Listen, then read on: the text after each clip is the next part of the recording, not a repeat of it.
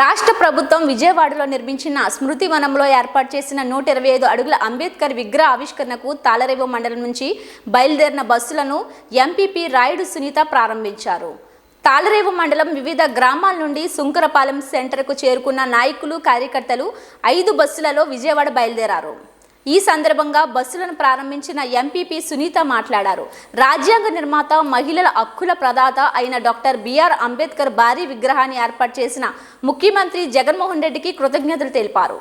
ఈ సందర్భంగా ప్రభుత్వానికి అనుకూలంగా నినాదాలు చేశారు. ఈ కార్యక్రమంలో వైకాపా మండల ప్రధాన కార్యదర్శి రాయుడు గంగాధర్, నాయకులు పెట్ల సూర్యనారాయణరాజు, వెంటపల్లి నూకరాజు, మోకా మధు, గునిపే విష్ణు, శ్రీకృష్ణ, కాశీ లక్ష్మణస్వామి, మాసా శ్రీను తదితరులు పాల్గొన్నారు. అందరికీ నమస్కారం. ముందుగా అందరికీ జై భీమ్.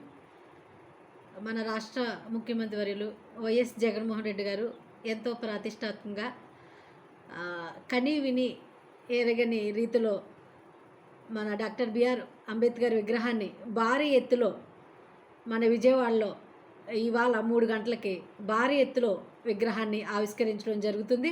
మన తాళరేవు మండలం తరపున భారీ సంఖ్యలో వేలాది మంది జనాలు తరలి వెళ్ళడం చాలా సంతోషకరం. అలాంటి మహానుభావుని చూడాలన్నా, ఆ స్థలంలో అడుగు పెట్టాలన్నా ఎంతో పుణ్యం చేసుకుని ఉండాలి. మన తాళరేవు మండలం తరపున మన వైఎస్ జగన్మోహన్ రెడ్డి గారికి నా హృదయపూర్వక ధన్యవాదాలు తెలియజేస్తున్నాను. ఇలాంటి మంచి కార్యక్రమం, ఇలాంటి మహానుభావుడు అంబేద్కర్ అంటే ఒక కులానికో ఒక మతానికో కాదు, ప్రతి ఒక్కరికి కూడా ఆయన ఒక దేవుడు అని చెప్పుకోవాలి. మనం ఒక అంబేద్కర్ అంటే ఒక శక్తి. అలాంటి అంబేద్కర్ విగ్రహాన్ని చూడాలంటే కళ్ళుండాలి.